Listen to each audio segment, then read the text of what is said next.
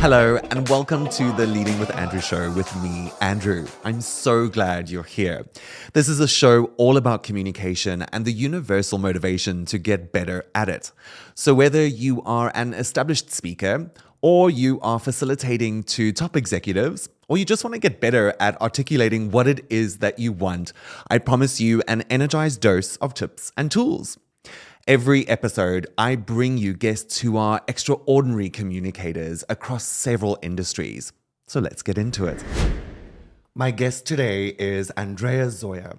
Andreea is a presenter, public speaking, and executive coach specialized in designing communication styles and formats for CEOs and thought leaders. Her mission, in her own words, which I absolutely love, is I am committed to the people I work with to enable their authentic expression of personal power. Andreea, welcome. Thank you so much.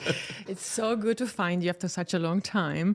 And I look forward to really diving into the topic that really warms our heart. Absolutely. Communication. Yes, communication in all forms. Now, just to build a little bit of context for everybody that is listening, I have been following, I'm going to look to camera for this because I'm so starstruck looking at this woman sitting across the table from me. I've been following your journey for such a long time. I think I started following you in about 2015, 2016, and just watching your work and how you grew and all the events that you were doing, and you were on stage, and I looked up to you and in such admiration, going, she's got this message that she wants to share with the world. And then in 2018, we finally got to meet in person. And you actually shared the photo with me the other day on WhatsApp going, hey, remember this memory in preparation for this? And it was just like, it took me right back to that moment. How has your journey been since you've been here for 19 years? Oh my gosh. So first of all, super pumped to dive into this topic and to not only tell people more about your passion and mine, but also how we have grown into communicators and why we love to support others in whatever they want to do, being thought leaders or, just very good presenters. 19 years ago, if you would have told me I would be an executive communications coach, I would present, I would have become the face of Emirates Airlines, I would be like, get out of here, you must be lying. I came to the UAE with a very slim luggage, with a pair of jeans, with a pair of boots, maybe maximum $150 in my pocket. No ways. And I really started, like Drake said, from the bottom. Now we're here. Whoa, 19 years ago, I remember coming down from the plane, came from Romania, finished my high school. I really wanted to explore the world. I wanted to practice my English. I wanted to build something more meaningful for me, explore the world, get to know, the big world. At 19, when I was 19 at that time, and extremely innocent, extremely fragile inside, extremely shy. And I landed in the UAE with, I had a contract to be a hostess for 3 months. So the plan was to be here for 3 months, to practice my English, to make some pocket money and go back to university in Romania. Okay. That didn't go like that at all. I fell in love with the skyscrapers, with Sheikh Zayed Road, with the possibility, the rich possibility of what Dubai was, is, and will be, because Dubai is the future. So I said to Mom, listen, no way, why? No, that's it. This is my home. I decided in a heartbeat. So from working in hospitality, just like yourself, I then went into modeling, then presenting. And then naturally, I also stumbled into coaching, wanting to help people. Worked for the last 7 years on that. And now I am the person who CEOs are calling when they want to do their panels, when they want to go on the world's biggest stages, the World Economic Forum. I design their communication. I help them with their psychology, their mindsets, their words, their voice, their confidence. And I have to pinch myself as I'm saying that because I'm still growing in that role. I'm very humble about my becoming. The first question I have listening to that journey is, how does somebody who is shy on the inside go to coaching a CEO for the World Economic Forum? What was the change that happened there? to pack 19 years of how destiny anyways wanted to unfold for me, and the red line, after working in hospitality, I said, okay, this is not enough money, it's not sustainable. Dubai is a place where you have to earn quite an amount. Just a little bit. Yeah, a lot. And so I said, okay, I love modeling. And I only loved modeling because I won a beauty pageant in Romania, because I was a kind of like an entrepreneur in my high school selling cosmetics, wanting to make a quick buck. And then somebody who I was in partnership in selling cosmetics when I was only 17, 18, go figure, managed to get all the savings, all the money. So basically I was not wrapped, but what is the word I'm looking for? So someone really fooled me. And I lost like 2,000 euro. So when you're 18 and you're minus 2,000 euro and you go to your mom and to your relatives and they tell you, well, you have to figure it out yourself. We told you not to turn your living room into a cosmetic workshop or storage. Now you go figure. I'm like, Mom, help me. We have money in the bank. The lawyers are, no, you go figure this out. So at 17, 18, that was the biggest test. My heart was racing. The lawyers were sending letters that I'm going to be in prison for a month if I don't pay this silly amount. Wow. The person I was in partnership with managed to leave the country and not take responsibility. And my mom had the toughness to say, you go figure. I'm like, Mom, I'm going to go to grandma. We don't have that kind of money, young child. And I was like, okay, what do we do? So I looked into newspapers. There was a beauty pageant, and the price was 1,000 euro. It was the exact amount I needed. I was the ugly duckling at that age. I was selling cosmetics and studying. I didn't have a voice. And the story of why, maybe we're going to go into that. So for me to go into a beauty pageant was like, yeah, I have to go and win the prize. I colored my hair. I learned how to walk. I knew I don't have what it takes to be a model, or so I thought.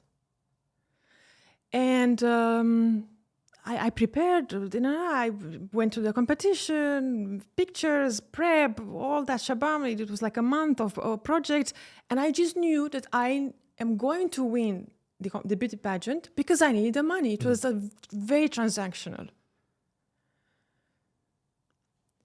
When the announcer said price, runner-up 3, second place, and when they said my name, I didn't hear it because I didn't. I was too nervous. Of course. And the girls next to me, like, they're calling your name, you stupid, you silly.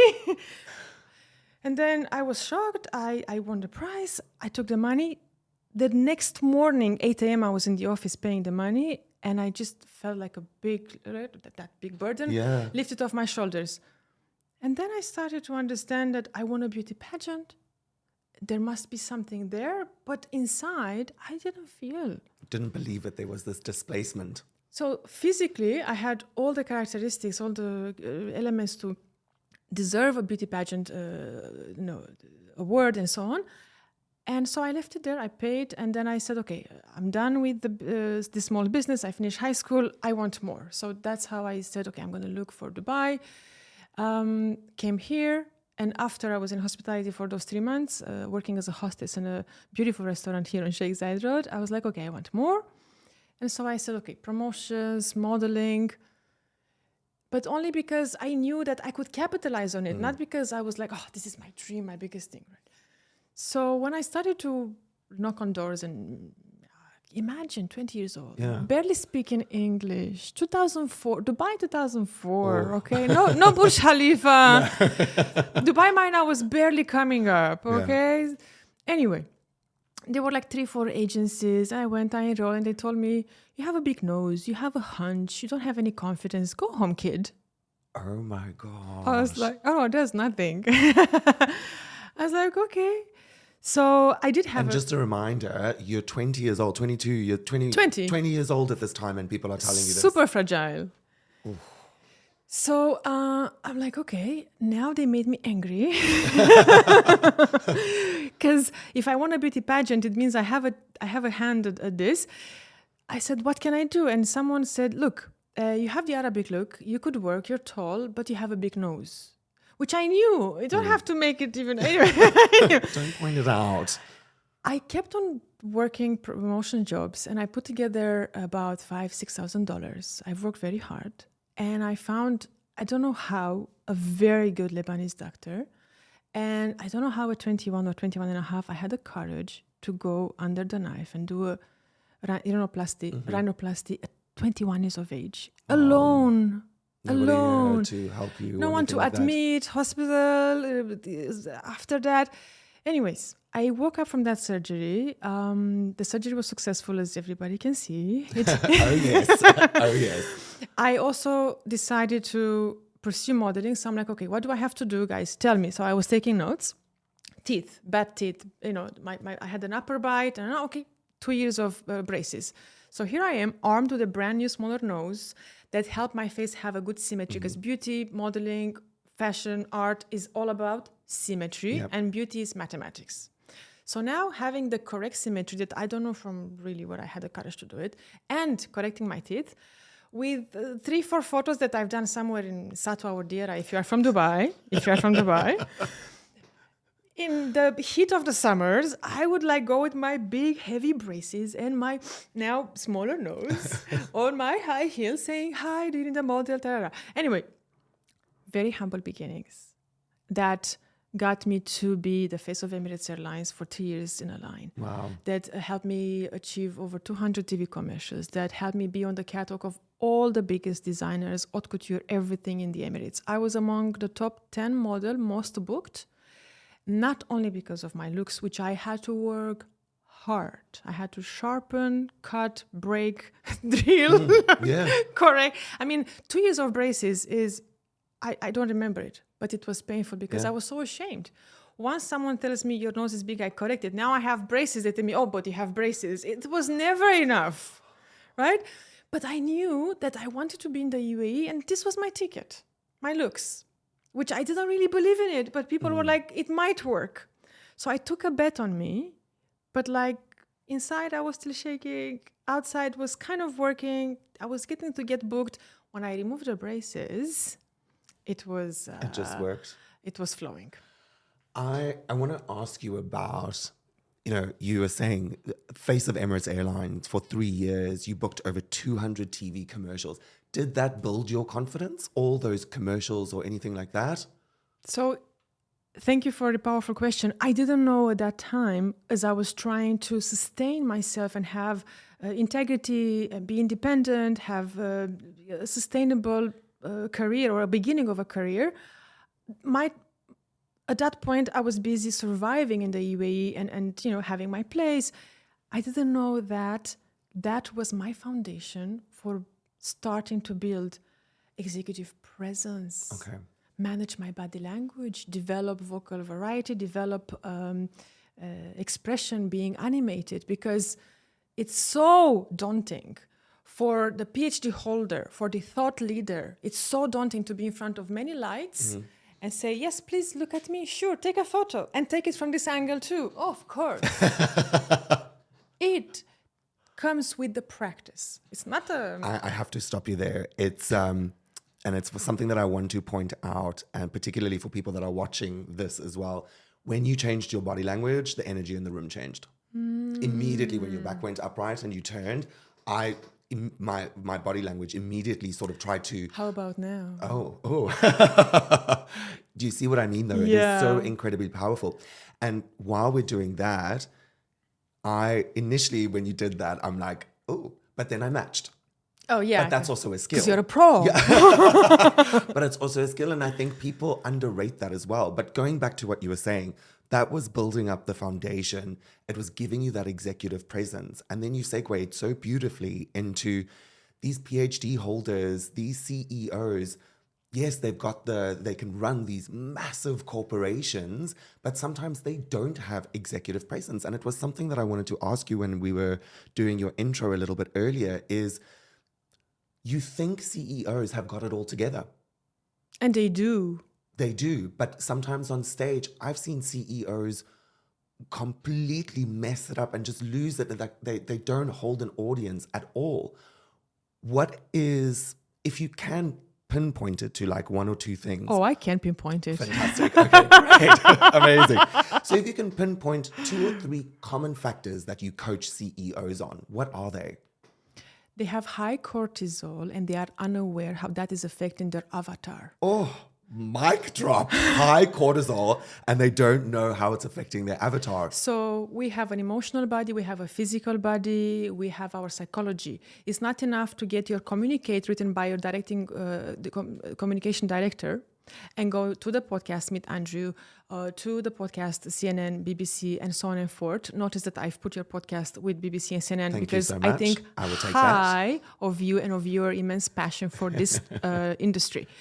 So they are unaware of how cortisol is affecting them and their cognition, their ability to be natural and authentic. They don't have time to prepare and they don't prioritize preparation. They don't think of themselves as the star, brand, voice, heartbeat of 500 people or thousands of people. Wow. They are the epicenter. They are the heartbeat. And they don't When they speak, make that link? No. When they speak, 500 people speak. And they know it, of course they know it here, but they don't display it. Wow. And with 10 hours, 20 hours of practice with me, with you, with any good communications coach, they will be able to match their vision, their ambition, their hard work, the passion of their organization with their delivery. Other factors, they don't involve themselves in what do I want to say Monday at 3 p.m. to my town hall, my team, or to this forum or this whatever event. They don't involve themselves. They don't go to the process of why do we say this, what metaphors, what stories, what's relevant, what do I want to say. They are not comfortable to share their own personal story and reveal themselves. That vulnerability. Yeah, they don't know how to do it or they don't want. And then we have to have a talk to the CEO. Mm-hmm. Absolutely. How do you get through to a CEO? I mean, it's something when I started, to give a little bit of context to the question I'm about to ask you, when I started, I did an audition for a TV show in South Africa called Top Billing. And the way that Top Billing was it was this lifestyle program. I think it's still showing in South Africa. This lifestyle program that the presenters on there, it was very poised and, looks great, but very inauthentic, right? And because that was the example that I had growing up, that's how I thought presenting must always be, where you've got to know word for word, there can't be any mistakes, there's no vulnerability, you must project perfection. And when I started making YouTube videos, I think it was 2017, that was coming through. It was that inauthentic, I'm the presenter, I'm the star, things like that. There was no connection. And people would tell me that all the time. Andrew, you need to show a little bit more vulnerability. How do you translate that to a CEO? Hey, show more vulnerability. I work with a lot of gentlemen. So I need to bring science, analytics, data, so they can listen. Because gentlemen tend to be more left brain oriented. And so I say, look, Jonathan Haddad wrote in his book, The Happiness Hypothesis, that our brain is made of course, so we have 3 major components, limbic reptilian, prefrontal cortex. Limbic reptilian is considered, and Jonathan Haddad uses the metaphor of reptilian and limbic system is like an elephant, which is more than 500 million years old, right, in our evolution. You are smiling because you know about the book, right? So I use that example with the elephant and the rider. The rider is the prefrontal cortex, which is 150,000 years. And I say, if you don't speak to the elephant, to the emotional brain, the prefrontal cortex is going to get bored. So after 2-3 minutes, you will hear it, people will hear it, but you won't be able to have the emotional connection, the human connection. So when you reveal a little bit about you and you show me your humanity and we rehearse it here together, then your audience will feel, oh, my boss is not only, the visionary and the one who takes risks, but he's also someone who misses something in order to go to his daughter's school for her audition. And then when you decide on paper what is that you want to reveal and you have it ready, and I create a system for CEOs. Okay. To CEOs love a system. I know. Yeah. Actually, I'm lucky because you always have to give your client what he needs. That they will tell you how they want to be coached, and I listen. They've requested that from me, and now in putting it together, all the other CEOs are also like, "Oh, that's so cool!" Amazing. Right? Because it's not okay. So I go with data. I explain to them the science, the psychology, and when they understand that, they are like, "Okay, fine, I give in." You said something there that I really want to pick on, and it's I understand the whole reptilian limbic system. We call it when something happens, it's the amygdala hijack, right? When your emotions just completely flood, that cortisol floods your brain, and you go straight into your reflex. And you said if you don't speak to the limbic reptilian brain, the prefrontal cortex gets bored. You have to tell me more around that. Sure. So if we, as you are very familiar with the concept, if the reptilian and the limbic are over 500 million years old, we evolved through stories. We were learning about history. If we were in a tribe, and if someone would come from a hunt, they will tell you a story about, because they can't show you a video on any device. So because we've learned and we gather data through stories, we are most wired to create a change, to trade a belief that I have with what the CEO is telling me through an example, through a story. So I can only bypass your prefrontal cortex, which is your analytical brain, through a story, because your limbic brain will give in. Oh, stories. Okay. I am so excited right now because you have too. touched on something that is just so incredible. And if you read any sort of, I'm a massive fan of Brene Brown, right? Yeah. And Atlas of the Heart. I know, I heard you. articulating. See, I follow you too. See, the proof in the pudding. Exactly. And we as human beings, and it's one thing that I love pointing out, because I used to struggle before I would take to stage or take to camera or take to mic on a podcast, I would have conspiracy theories in my own brain. About? Oh, how I'm going to mess it up, what I'm going to look like. And because nothing was based on fact, my brain confabulated. So it put in places into a story and created a story in order for me to get the hit of dopamine. Yeah, you're going to look stupid. Why bother doing it? You know what I mean? And that really stops you. And what you said over there, we as human beings connect through story. It's one of the oldest traditions. If you look at any culture, you're sitting around a fireplace, you're telling ghost stories when you're camping. Tribes, many, hundreds and hundreds of years ago, would tell about the legends of how they came to be. And that is so beautiful. And you read any TED Talk book, and you've done a TED Talk as well. So 2018. Yes, yeah, I remember. Which I'm very proud of. Of course, absolutely. And we can touch on that as well. Yeah. But every TED Talk, and I was reading a TED book the other day on, the whole structure, and it's stories and metaphors. And I think that's what it is. They feed the elephant. They feed the limbic system, and they help you grow in this analogy that I love. Amazing, thank you. More on stories. I was groomed by many mentors, by many local from Dubai and international mentors. One of them is the glorious and incredible Lisa Nichols, with whom I've worked in 2018. So she taught me live the V story. Okay. The V story is the shape of the V. Yeah. At the top, first, you mention to an audience your achievements. Yes, I coach CEOs. Yes, I present. Yes, I live in Dubai for the last 19 years. Yes, I'm established, independent. I have my boutique firm here in Dubai. But not many people know that. So now you're going down to the valley, to the V.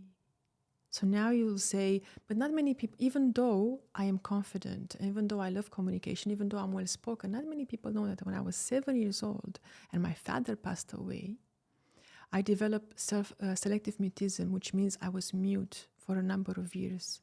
So I became invisible. I didn't have friends. I chose not to communicate. My family was worried. I was worried. I was in the dark. So now I will stay here for 30 minutes in this story, and I will tell you what happened to me, how I came out of that, how I've healed, which is basically the story God wanted me to live, in order to transmute, heal, go through all these fires, to come out so much stronger, so that when anyone of any age, teenagers, which I still coach, CEOs, executives, people who want to start their speaking career, anyone comes to me with stuttering, not having a really strong voice, no poise, not knowing what to put in their keynote speech, not being able to, any problem on the face of the problem of the planet that has to do with communication, I got your back. Because I've gone through literally all the fires, having my confidence crushed, fragmented in zillions of pieces when I was 7. So now that's my V story, and I'm going to go up to tell you where I'm heading. I'm 39. I'm enjoying this podcast so much with you. Although I'm busy, I loved your invitation. I love what you do, and I honor your passion for this industry. And I'm on my way to put more online programs. I'm on my way to write a book. I'm on my way to travel the world and impart and put a sparkle of me in as many people as possible. And I want to build people. The V.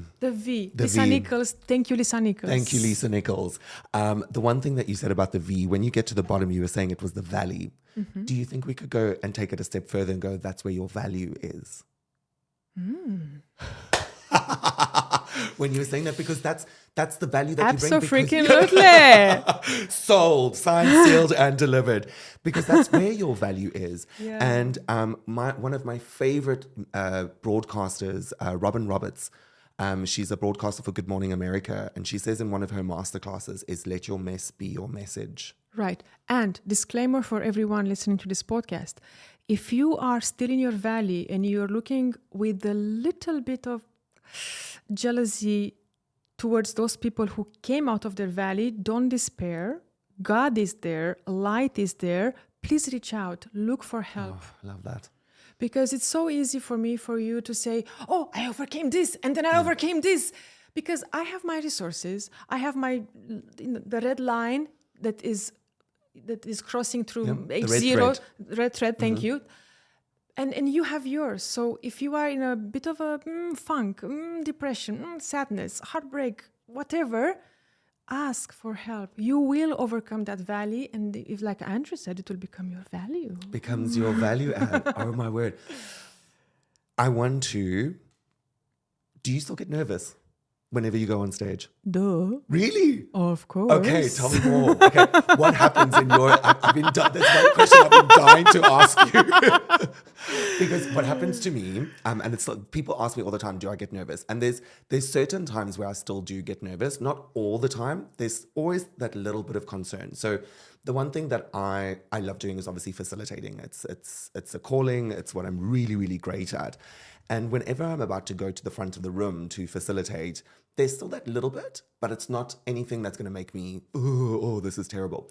Whereas if I go into a stage, depending on the size of the audience, whatever, I just feel, I'm not like I'm nervous, panicking, but sometimes my mouth goes dry when I start. So I'll start and I'll say my opening line or my opening phrase, and then my mouth will go dry a little bit. I push through and nobody is ever able to really tell that happens, but I still find it interesting. But I use it as a benchmark to go, if I'm not getting nervous when I'm about to edutain people, then I need to stop, because then I'm not passionate.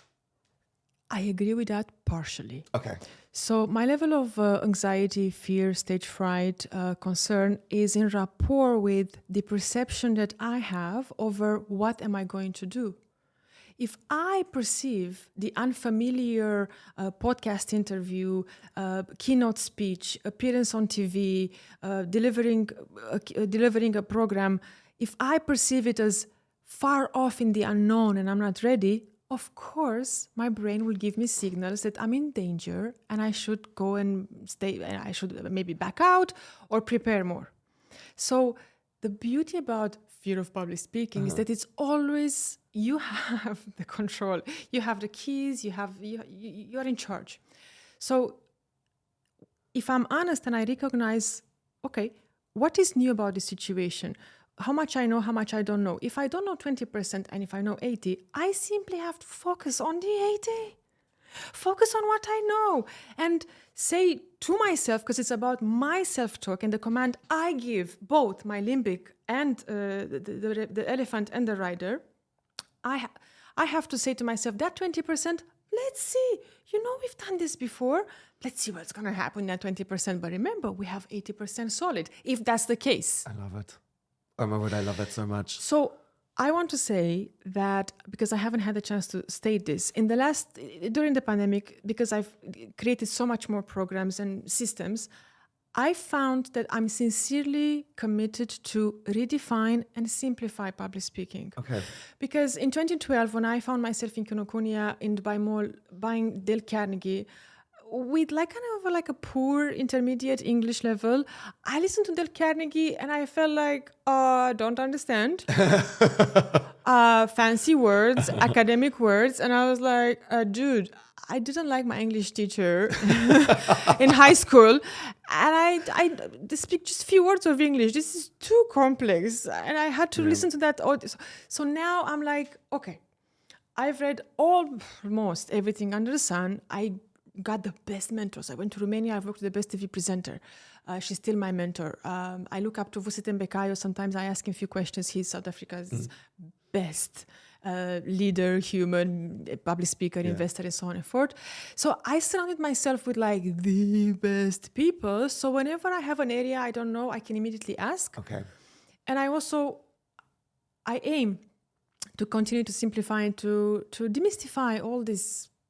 Because I don't like the old definitions. I don't like that anyone, not too many people disturb themselves to go and say, this is a myth, it's not valid anymore. So, yeah. If you had one thing to say, talking about, and I love how you want to simplify public speaking, because I've done Dale Carnegie, I've done some of their certification courses, I've done Toastmasters, I've done a TV presenter training at ITV Studios in London, and fantastic. But if you had to say to somebody that is listening to this or watching this right now, that is holding themselves back from either applying to speak up in a meeting or to take that facilitation gig or to talk at that town hall that's coming up, what is the one piece of advice that you'd give them? You are paying a very high cost for keeping yourself invisible. Oh, what is that one saying? If you think the cost of success is too high, wait until you get the bill for regret. Wait until you get the bill for regret, indeed. Wow. So I get enough managers, people who are changing their positions and they say, I'm afraid. I get it. But why haven't you done this 5 years ago? And I meet people exactly where they are, because every time I coach anybody, I coach myself. Oh, yeah. Right? So absolutely. Anytime people are it's like, I need this, I need that, I do have the 1 second judgment on like, really? Like you're in a high position, your driver brought you here, you're good. Why haven't you given attention to this? I ask myself that for a second, then I meet people where they are, because everyone has priorities, kids, travel, health. Right. So I coach enough people to tell those listening right now that everybody regrets when they realize that, so you mean with breath and self-monitoring and better internal dialogue and preparation and memory and metaphors and stories and you holding my hand, Andreea, I can do this? Yeah. And they're like, it was, I wish I would have done it. So then don't hesitate. Book whoever you resonate. Book Andrew, book Andreea, book whoever you want, wherever you are in the world, but ideally us. Yes, please. Because we are beyond passionate, and start in a matter of 90 days, in a matter of 3-4 months, you will be off on your way, speaking, leading, having an opinion, putting your values in check, your stories, being vulnerable, having better human connection with everyone around you. So start now. Come on now. Start now. You said something there that I want to sort of wrap up on before I ask you one big last question, and then we go into the rapid fire questions. Is, if you start now in 90 days or 60 days or whatever the journey is, and I think that's one thing to whoever's listening that really wants to start their journey now, is you're not going to go from zero to a perfect public speaker in 2 days. There is no perfect public speaker anyway. Precisely. It's one step every day of a little bit of courage that then adds up to confidence. And that's really what I want people to go. Because when people start on a journey like this, what I tend to notice is that they immediately compare themselves to somebody who's doing the best in that area already. And that obviously is setting yourself up for failure. So if you're able to, if it's something that you want to do, whether it's something you've got to say, facilitate, speak, or talk about, take a deep breath and do it, because that little step of courage is going to add up to the confidence that you'll have one day. Now, you have a lot going on. You are an executive coach. You are doing your keynotes. You are making your appearances. You are building and sharing content with the world.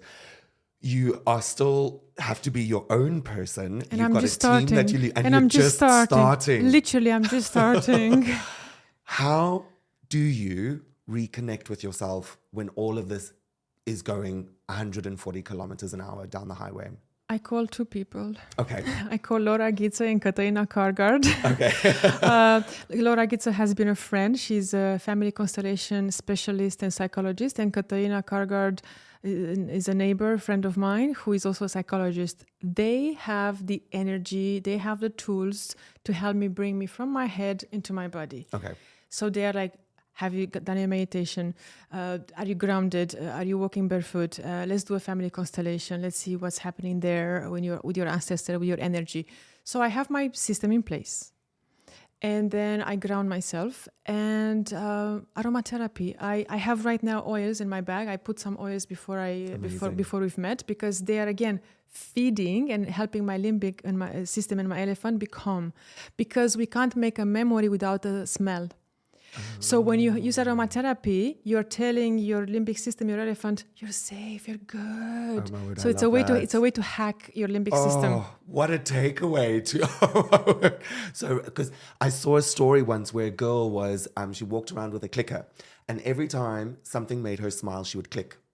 And after weeks and weeks and weeks, there wasn't necessarily anything that made her smile, but if she clicked, she would smile and she'd have the release of endorphins. You train yourself how to treat yourself, and obviously how to get others to treat you. You are the master of your internal world. I love that so Yeah. much. Okay, Good. are you ready for some rapid fire questions? I think I am. Let's see if I am. Let me bring them up here.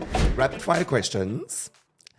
What is the one thing you learned through experience that, if you learned it sooner, would have changed the course of your life? To believe in myself. Oh. It's a rapid fire. So It's a rapid fire. If we've got time, I'll come back to that. 3 songs on your playlist, and why do you love them? Eduard Kuntz, a Russian pianist whom I've got the chance to interview. He's a genius in its own right. Helps my brain think better. Celine Dion, massive fan. Met her late husband. Beyonce, energy. Mm-hmm. Absolutely. Love it, love it, love it. What do people get wrong about you all or most of the time? That I am this super strong, indestructible, always happy, hip, colorful milk and honey person. I'm not. I'm not. I'm not. I love that. You are going to be my milk and honey from now on. I love that. Good. Number 1 travel hack. I need to travel more to give you a hug. Travel with me. Okay, done. We'll plan a trip together and then we'll come back and answer this question. You're on a private jet and you can have 3 people with you, famous or not famous. Who are they and what are you talking about? I would love to have Audrey Hepburn there, just to empathize and feel her majesty, genius, elegance. Oh, I just adore her spirit. And Vusitem Bekayo. Okay. To continue a long conversation that we don't have time. One more person. I would like to learn more from Richard Branson. Oh, wow. Yeah. Okay. What a mix. I know. That is brilliant. Random, I love it. very random. Final and rapid fire honest. question. Finish the sentence. Getting better at communication is? Easy. Oh, I love that. It's easy. I want to simplify this. Yes. Oh, my word. Everybody gives such a great answer. This is amazing. Getting better at communication is easy. I love that. It really is. I've learned English. I've learned and started to articulate be able to be articulated only since 2012. I didn't speak much English until 2012. Hello. Wow. I've earned my place on stages, learned my self-contracts with executives on my own. Everyone can do it. I'm an example that everyone can do it. Amazing. Oh, Andreea, I have had the most incredible time having you on the show. Thank you so much for joining me. Where can our listeners and viewers get hold of you? How do they contact you? For now, as all the platforms and online programs are still undergoing, and I'm still working on them with the team, Okay. the easiest is Instagram and LinkedIn. And I look forward to receive all their questions and to tell them why I think public speaking on stage, being a rock star speaker is an easy process. Amazing. Thank you so much for listening. Thank you so much for watching. I look forward to the next episode. And Andreea, one more time, thank you so much. It's been a pleasure. Same here. And I have to tell everyone that they have to get coached by you, because your heart, your passion, and the way you are holding space for people is incredibly unique. Thank you. Thank you so much. Pleasure. Well, there you go. Another episode on communication. Thank you so much for joining us today. Don't forget to like, comment, subscribe, and most importantly, connect with us on Instagram at Leading with Andrew.